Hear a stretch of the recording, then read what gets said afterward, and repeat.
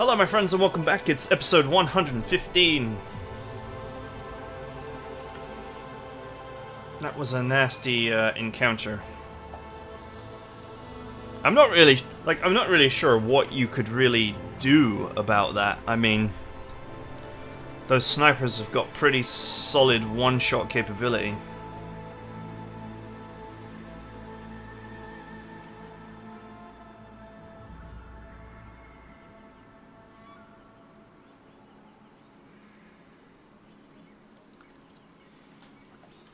Okay. Let us not dawdle. Move? That was weird. Like, it showed where I clicked to move. I shall remind Trevestum that he was ready to bury my family, based on some trumped-up charges. One day. But not now. Nearby. It's a trap. Grimy colours swirl around your words, Abelard. Do not let another's poison pollute your soul. This is not like you at all.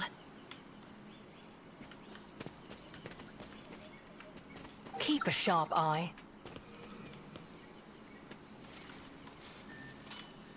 My pleasure. That's a lot of lemon russes. Ah, delicious lemony flavour. Yes, I know it's lemon. Don't at me in the comments.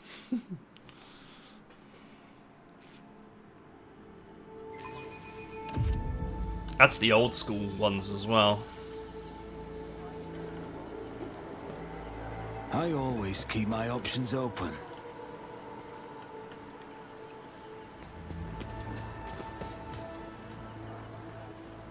Dweller of the forest. Sorry, I'm just holding down the magic loot checking button.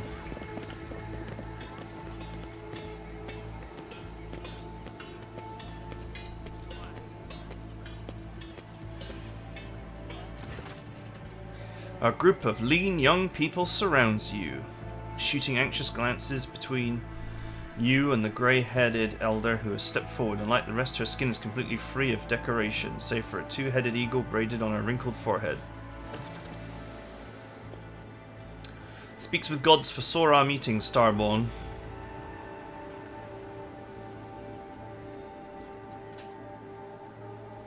Welcome to the heart of the forest, where leads ahead and her tribe have dwelt ever since the rule of Questa Tema himself.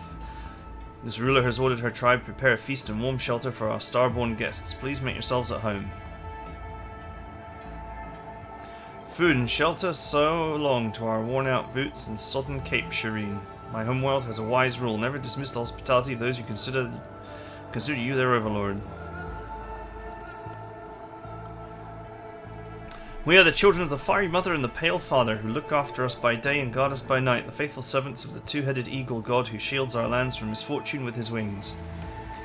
We are the undergone forest-dwelling children of the earth and guardians of the temple of Quasatema, the first starborn to ever set foot on the virgin soil of this land. Oh yes, many seasons have changed since the ruler received the eagle god's blessing and became the leader of this tribe. Only those close to the gods are allowed to bear their brands, and this ruler is one of them. It's the eagle on her forehead. And these lost souls have forgotten the true image of the God Emperor. The only reminder they have is the sacred Aquilia. Caligos Winterscale should concern himself with educating his worlds instead of indulging his craving for the hunt.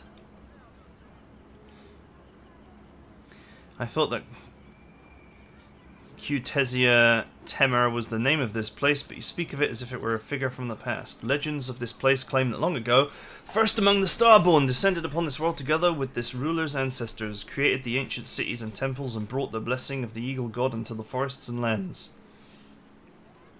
The fast-flowing time has erased the Starborn's name from the minds of the people. Only his title remains: Questa Timur, first of the chosen, Sky Herald of the eagle god and father of the tribes.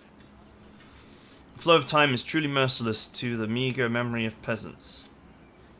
According to the work of archivist Zachary Fenn III, Sebastian Winterscale was the first to discover this world for the Imperium's subjects, and half a century later an arc descended on the planet's surface, and the Questema Temar. Over hundreds of years, the limited minds of the rebel have invented their own twisted history, one that the colonists' descendants still believe to this day. You are the Sky Herald of the New God, created by him from the stars' glow and the night sky's darkness, one who carries his seal in your image, clad in the armor of our ancestors' most ancient prophecies. Oh yes, speaks with God's priestless tribe and the ruler's half-brother. He listens to the forest and calls to the earth, wards off the punishing lashes of the skies. Speaks to the eagle god on behalf of our tribe. Before disappearing in the wandering forest, he told this ruler to prepare for your arrival. What else did he predict? How the hell you pronounce this is beyond me.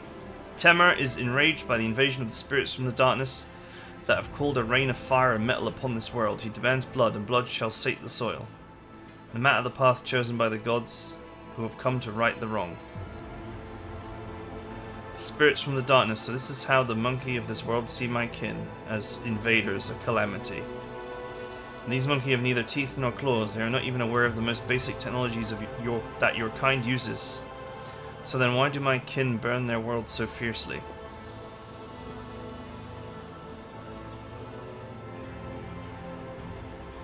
The elder recalls in fear after making Urilet's true face with her half-blind eyes. The Starborn will be accompanied by a spirit that will put an end to the misfortunes of this world. Thus spoke the priest. Seeing a spirit amongst the living is wrong. Spirits should stay in the spirit realm, and humans in the realm of the living. If only you knew, my honourable Damar, how I agree with your every word. You think that several gods have set foot on this planet? This ruler has already had the honour to greet a Starborn, as strong as a saber-toothed boar, as nimble as a forest Jahagur, whatever the hell. Someone is just vomiting onto their keys to produce these names. Anyway, as wise as three-tongued guardian snake, like a whirlwind he charged into Temur's forest, chasing the spirits from the darkness that had descended upon the world 3 10 moons before. The Starborn had lost his priest in battle, and so he ordered the ruler's brother to help him trace the spirit's footsteps and cleanse Temur of their filth. When Speaks with Gods left his home, something enraged the forest. Thus the Starborn and the ruler's brother were trapped by the ever-changing paths and lurking evil spirits. The powers of my kin may have disturbed the wild flora of this world, which then concealed the remnants of the children of Kudara from the wrath of your rival. That means that they are somewhere in the forest, surviving, hiding, preying on one another. The Eagle God Sky Herald wanted to find the den of the spirits from the darkness and destroy it. The forest of Temur is as endless as the skies above. Where the sky touches the forest edge, the deadlands begin, the realm of the dead whence there is no return. Speaks with gods, hears the whispers of the leaves, and can commune with tree spirits. The entire tribe participates in the soothing rituals, and this allows the ruler and people to tread on safe paths. And how do we conduct this ritual? Ritual requires a site imbued with the powers of Temur, the heart of our village, and a priest to perform it. Alas, fire rain has claimed many of our ruler's priests, and thus this ruler's tribe can only pray for the mercy of the Eagle God and his Starborn Sky Heralds. Nevertheless, the ruler knows that you will bring Speaks with Gods home and soothe the forest of Temur. The prophecies of the priests have never betrayed our tribe before, and thus this ruler asks you to forget about your worries and rest here in the heart of the forest. It is an honor for this ruler's tribe to serve you, O Starborn. Follow the path of lights, and you will find your shelter, food, and water. When you decide that it is time to follow your priest and your Starborn king, this tribe will pray to the Eagle God himself for your success. Always keep your eye on the price. This is where it turns out that they're actually chaos cultists or something.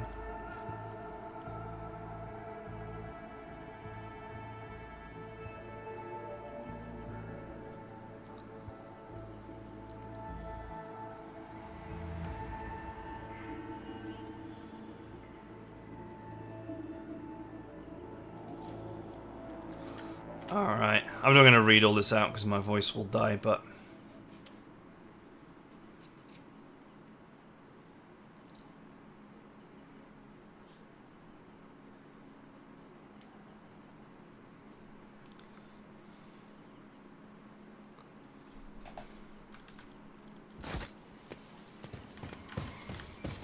Is there money to be made?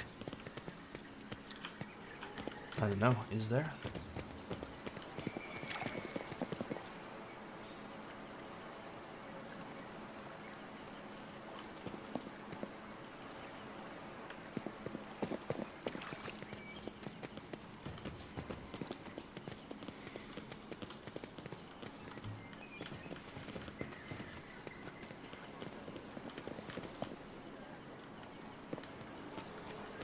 I always have a backup plan.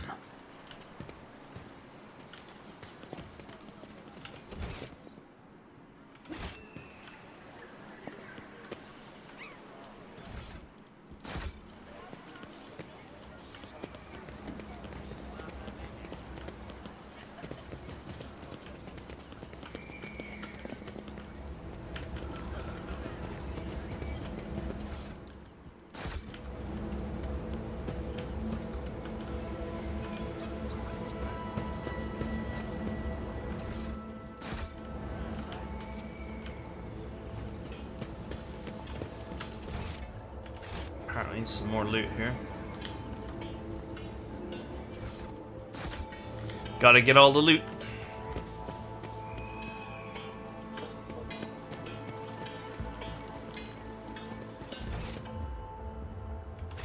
Let us not dawdle. Can't go that way. Or I'm not allowed to go that way.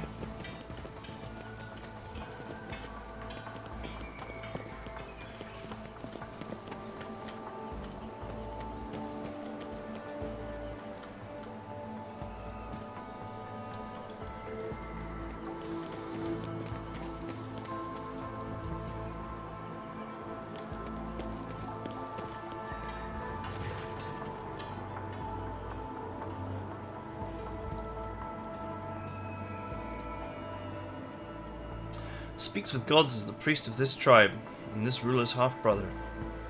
He listens to the forest and calls the earth. Okay.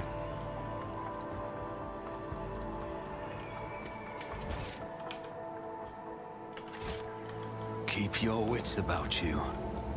Where is he?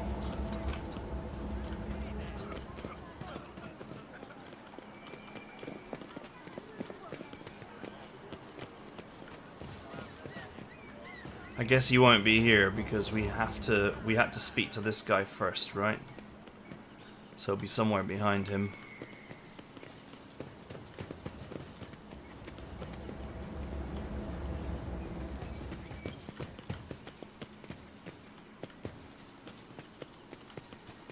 Always keep your eye on the prize.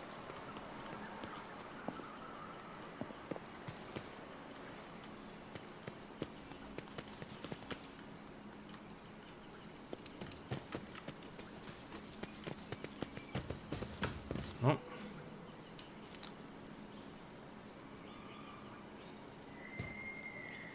Wires braided with vines run throughout the inside of the cogitator. The wooden components somehow support its rusted gears and prevent the mechanism from shutting down completely. Rise to the top or get left in the dust. I am not able to talk to it. I'm not entirely sure what I'm supposed to be doing here. I thought I was supposed to be talking to this other guy, but I can't find him.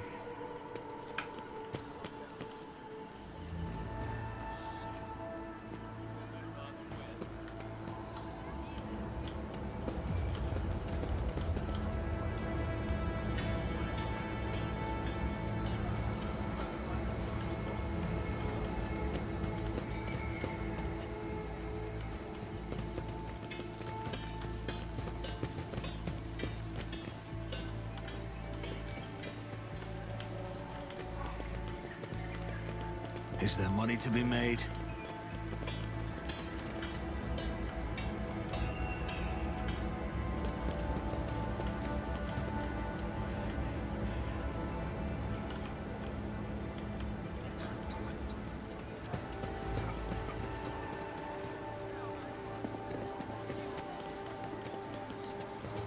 I am very confused.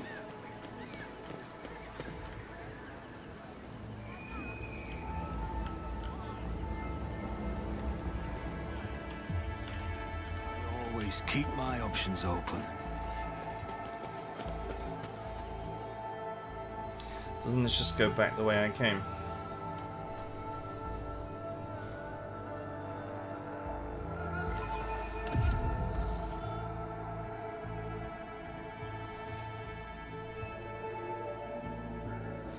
Coming close, the Lord Captain recognized an obsolete, heavy void suit model that has been submersed among the growing branches. A heavily damaged skull bears its teeth from behind the murky glass.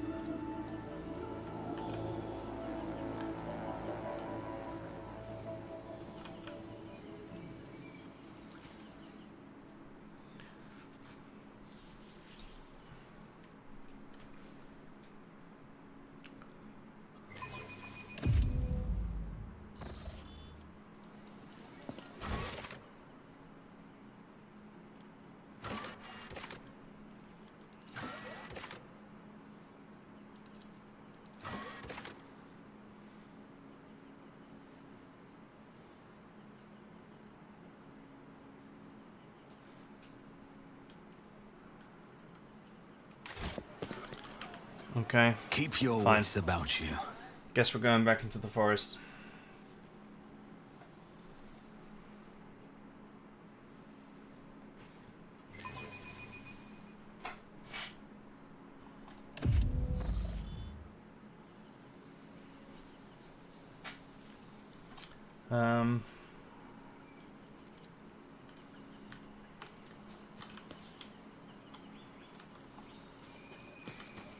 Kunrad has managed to find himself a henchwoman in the heart of Dargonus?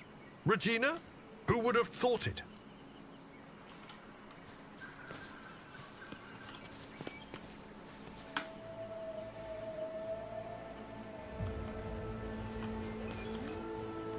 I always Okay. have a backup plan. Can't go that way.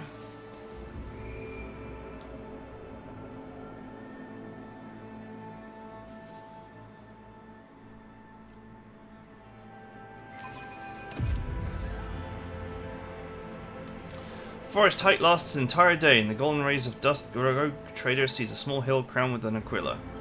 A double-headed eagle totem made from plasticine and rock-crete components of an ancient ship. The foot of the hill provides much less scenic view, however. The soil is stained brown from all the flesh smeared upon it, contrasted only by the white specks of bone shards mixed up into the dried-up, bloody mess. I have an eye for treasure. And done.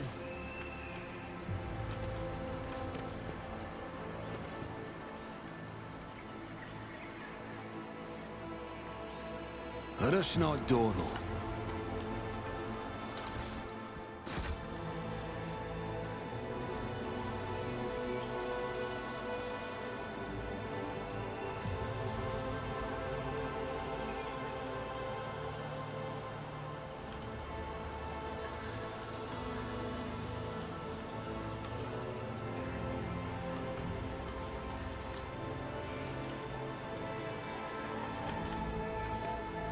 Okay, can't go up that way. It says that Always this is keep loot, your eye on the prize. but I can't pick it You're up. no better at searching. Watch your steps. Oh, there we go.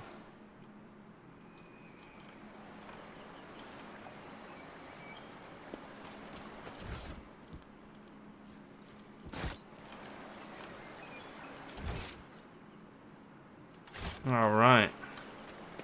I can go this way or forward. In the shade of the tallest trees in this area of the forest, the rogue trader spots mushrooms that come up as high as his waist. Strands of sponge-like tissue hang under the pale lilac caps, almost reaching the ground. As soon as the rogue trader approaches one of the mushrooms, the strands draw in, cap rolls up, and the mushroom spews out a cloud of reddish spores. Perhaps it'd be wiser to give this place a wide berth.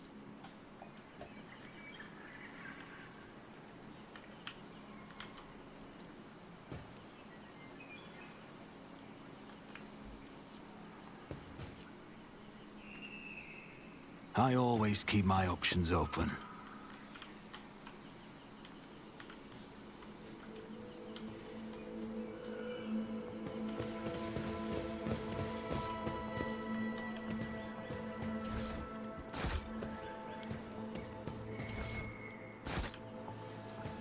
Too hard for a simple monkey.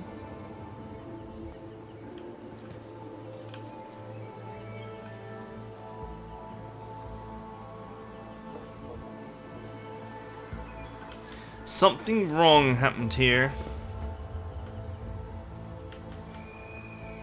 Keep your wits about you.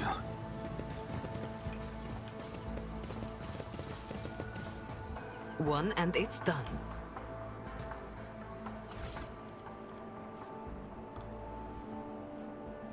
While the wearer's weapon has 4 or less base rate of fire, the weapon's rate of fire is increased by BS bonus divided by 3, and its recoil is doubled.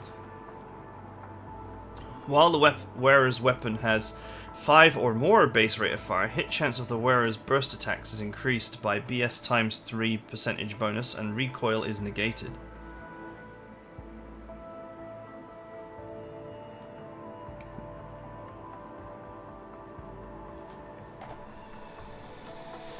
Interesting. That could be a powerful tool for Argenta when I get her back on a bolter. Recoil, removing all the Rise recoil to the top, or get left in the and dust. gaining extra accuracy is pretty huge for a heavy weapon. I go into the darkness. Don't sheathe your axe yet, my lord. More game, rear their heads, eager to lose them.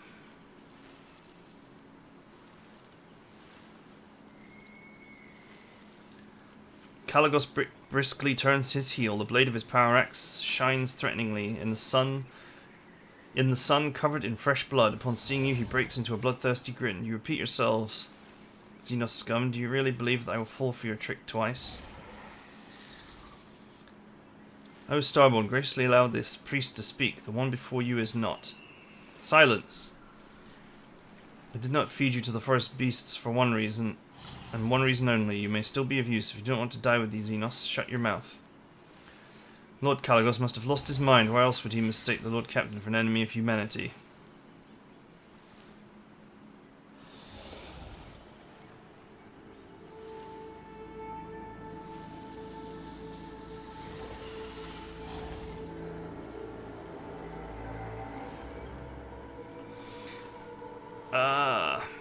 I am here to return speaks with gods to the village and pacify the forest.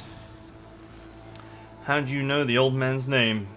Has he been a spy for you this whole time? Speak.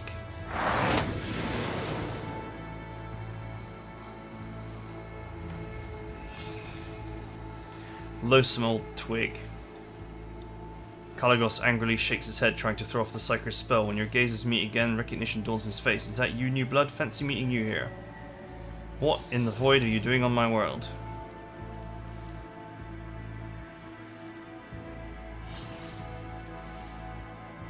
I'm here to resolve your conflict with the Eldari with as little violence as possible. Then you are somewhat late, Edmund. As you can see, the hunt has already begun, and this time it's not even my doing. Prey came to fill my hunting grounds by itself, so how could I resist? You know, your lordship, Lord Valancius, why don't you join in the revelry? I'm not greedy. This world has enough trophies for the both of us. Unsurprisingly, at your first meeting, Kalagos Winterscale appeared before you in a more favourable light. However, under the layer of dried blood and dirt, you notice a strange detail. The road trader appears neither wounded nor exhausted, having spent a good 30 nights in the forests. Winterscale has merely swapped his dazzling smile for a feral grin and drenched himself in the blood of his enemies.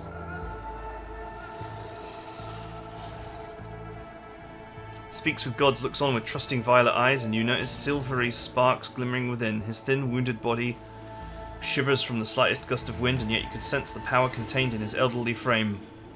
He nods meekly and gives you the same simple, genuine smile as his sister from the tribe. A panicked Binharic trill escapes from under the Tet priest's hood when one of her mechadendrites goes limp, sparking in multiple places at once. The servant of the Omnissiah gently picks it up and wearily wields her combi tool until the manipulator starts moving again. The tall navigator in ragged clothes of silk and silver proudly wears the coat of arms of House Cassini. Half of his face is ruined by a fresh scar left by acid. Edmund von Valancius, the navigator nods politely. Though he tries to hide it, his voice is filled with pain and suffering. Hiss. The Sith mercenary looks around viciously, frantically clutching their weapon. Their body is peppered with wounds, both old and new, some rotting and some almost healed. Their yellow pupils narrow when you lock eyes, but the Xenos quickly loses interest. Walton the Grey has not changed much since your last meeting, still the same brute of a man with bloodshot eyes and a dull expression on his face. However, unlike Caligos' other servants, the arch-militant does not look exhausted, and neither does Caligos. Both are filled with rage and thirst for battle, as if the hunt had only just begun.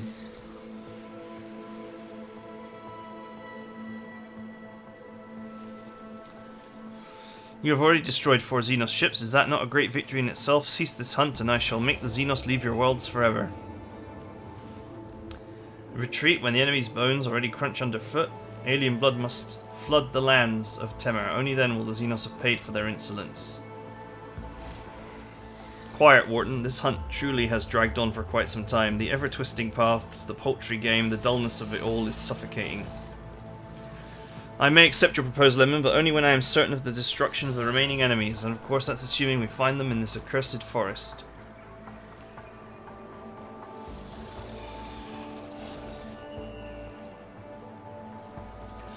Really? And I should like the tenderest sea serpent steak and a bottle of Calaxian amnisac. What misery. For 10 moons I have already been forced to subsist on grass, roots, and insect larvae.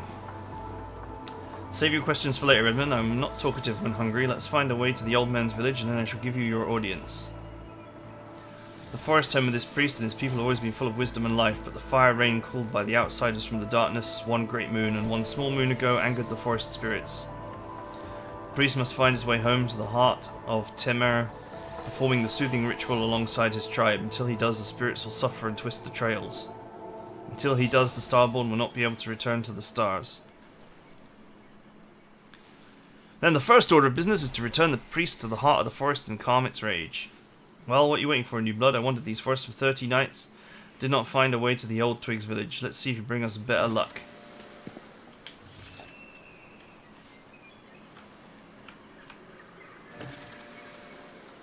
I always have a backup plan.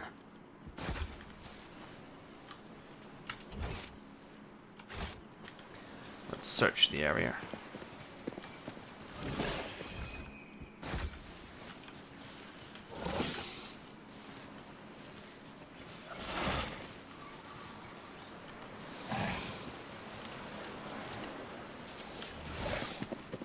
Wow, that tree is missing its texture. Huh.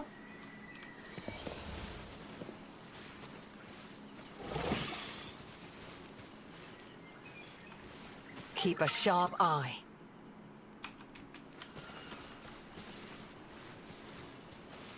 I always get the job done.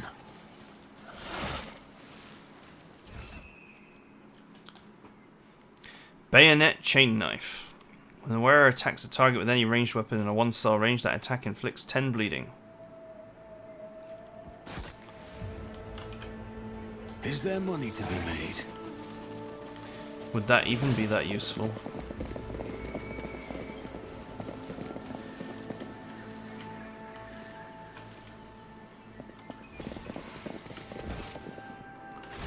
Okay, well, there's only one way to go, so let's go.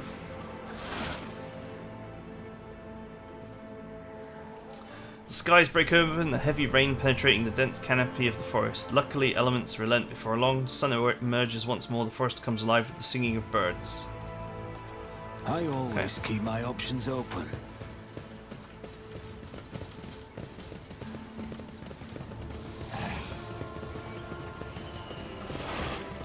Deja vu, I have been in this place before.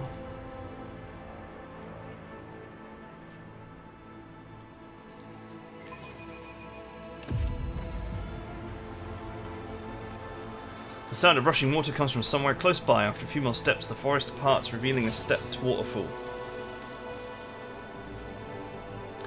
Clear currents flow gracefully from one step to the next.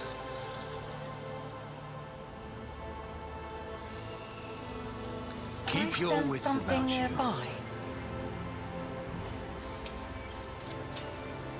A job for me. None are better at searching.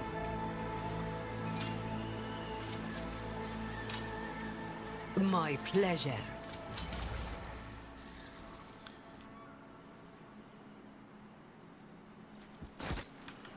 That's an Keep item a sharp for. eye. That's an item for a certain wolfid. One and it's done. I won't let it define me.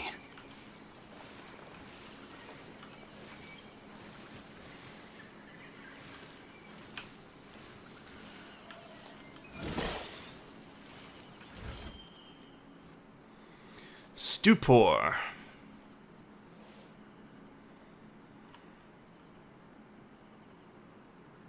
Whenever a dead-eye shot from this weapon deals critical damage, the target becomes stunned for 1 turn. Rise to the top, or get left in the dust. A job for me.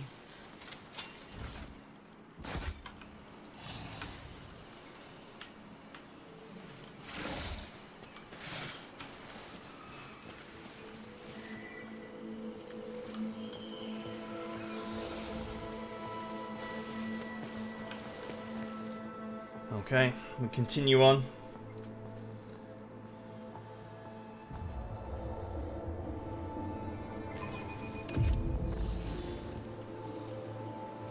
The trek among the monotonous forest landscapes is becoming dull. The rogue trader's weary eyes are ready to close of their own accord, with the usual sounds of the forest are interrupted by a blood-curdling scream.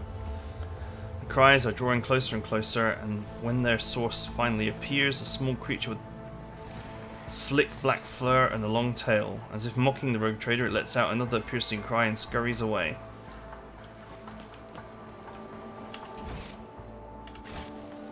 Always keep your eye on the prize. Okay. Well, we've been here before. We're going the right way.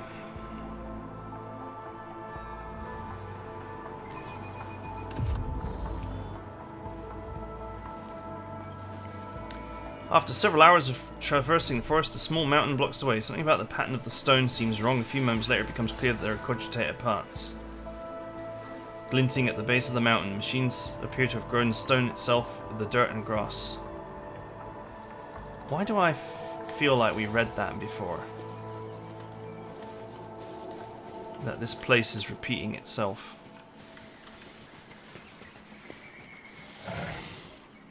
Is there money to be I made? woke up with a feeling of wonder, as if a field of flowers was blossoming nearby. A child was saved from death. 1,000 heretics were burning alive, begging and sobbing and howling. Nice! A sniper rifle that does 50% more damage at point blank range. That could be a useful little tool if you get caught in melee. It's Dukari though. I don't think many of my characters have got the talent for it.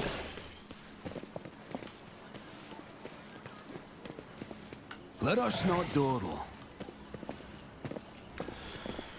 We're back. Having wandered through the forest. Wasn't that hard.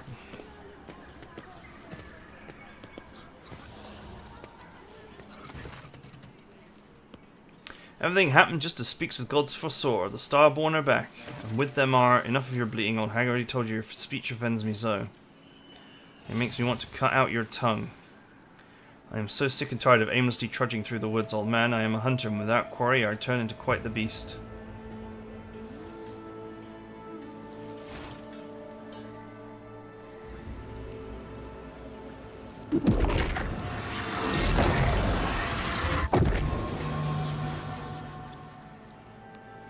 Blessed cogitation, it is done. The good-for-nothing psyker has finally proved himself useful. I intend to have a good night's sleep and enjoy the local delicacies. One good thing about Tamar is that the fruit here is sweeter than Calaxian honey and more tender than the meat of a young grox. She gets some rest as well, and remember, it's better to go hunting when you're full of vigor but slightly hungry. The hunger adds acuity, makes the kill more intoxicating. Let me know when you are ready to depart. If you decide to share a few stories, then come to the bonfire. It is not often two rogue traders can indulge in confidences away from prying ears.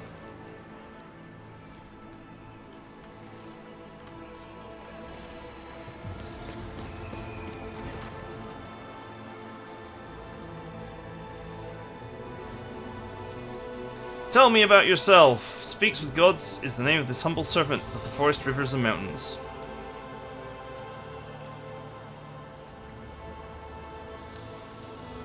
The servant of dreams, nightmares, and reveries can see things that others cannot see, what has transpired and what is yet to be, your appearance in the heart of the forest, and the consequences it bears for Temur. What consequences did you see? The Sky Herald stands at the crossroads. I see all of his choices and see none of them, but the servant knows one thing clearly. The Starborn must go to the Deadlands to destroy the one who should have been long dead. Sunset rays will paint the heart of the forest crimson if the darkness leaves it, and the two stars will part, then meet again. The fading light can still be saved. Forgive the Star Herald. The waking dreams are often the most painful. We are the children of the Fiery Mother and the Pale Father, who look after us by day and guard us by night, the faithful servants of the two-headed eagle god that shields our lands from misfortune with his wings.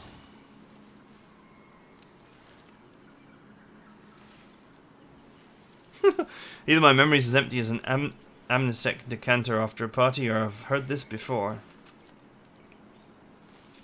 Leads ahead is the half-sister of this servant of smoke, fire, and ash. She was the first to emerge from the mother's womb and thus named the next ruler of the tribe. This servant was the shield to fend off the disasters from his ruler. Many years later, when the gift of the eagle god awakened inside this servant, Leads Ahead named her brother the priest of her tribe. Forgive the servants of Temur for their speech, O Starborn. No matter how much the ancestors tried to pass the language of the gods on to their descendants, the tribes seldom use it, for the gods only descend from their heavenly palace. Not more often than once in 3 life dwells.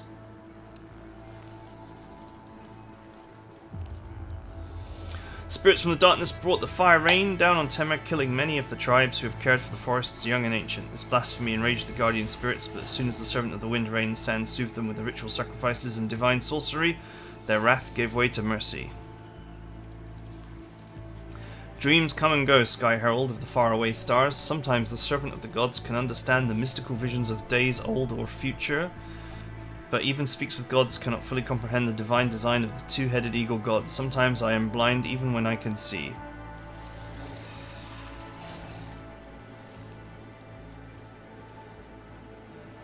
Ha! Do you know that sorcery such as yours is punishable by death in the Imperium? You are a good man, even if you are an unsanctioned psyker. Blessed is a life that serves the two-headed eagle god and his sky heralds. Tell me, how did you and Winterscale survive all this time? Starborn, who carries the seal of Temur's descendant, is strong in both body and will, as befits a god. This servant, like the rest of his entourage, has grown weak on just the 7th night of our journey, but Starborn continued to lead us fearlessly, pressing forward to seek out the spirits from the darkness, even among twisted paths, delivering the sky's judgment. The servant of the grass, flowers, and trees regrets only the imminent death of the Starborn's companion.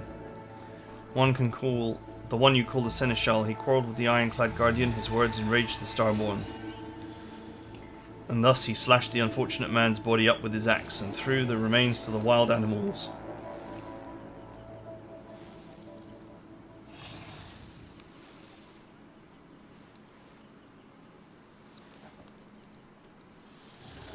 Do you mean to say that Winterscale killed his Seneschal? The servant saw everything with his own 2 eyes. It was not proper, perhaps, for a mere speck of dirt under the heels of the Sky Herald of the two-headed eagle god to muse upon the deed. However, this servant did sense with his entire being that the rage that possessed the Starborn in that moment, and the ironclad guardian revelled in his god's wrath. Ironclad guardian, I suppose you mean Caligos Winterscale's arch-militant. Wharton the Grey seemed dangerous to me even on our first meeting, but our time spent together wandering through the forest cemented this notion. You know, it's funny. It was just last episode, or an episode or 2 ago,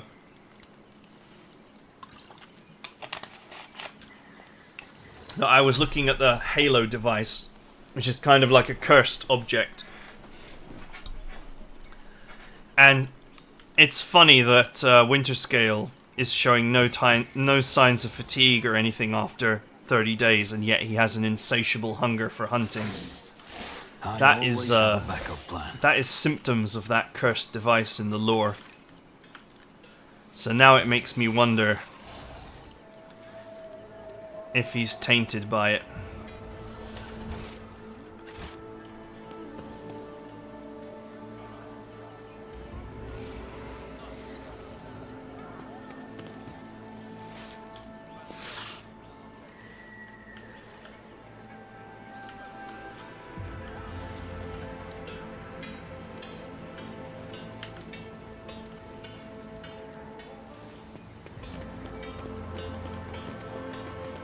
I always keep my options open.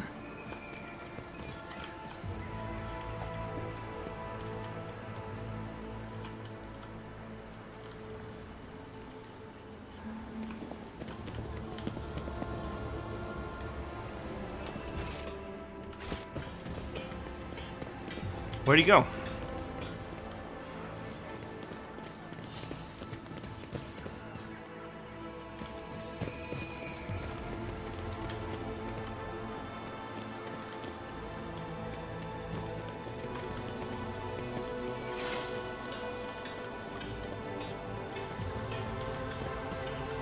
Always keep your eye on the price.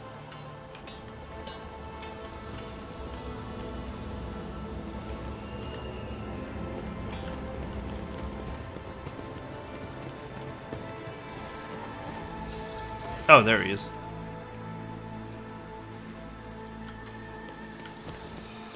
I'm blind. Anyway, just in case he goes on a massive long rant, that is it for now because we're out of time. So I hope you guys enjoyed it, and I'll see you guys next time.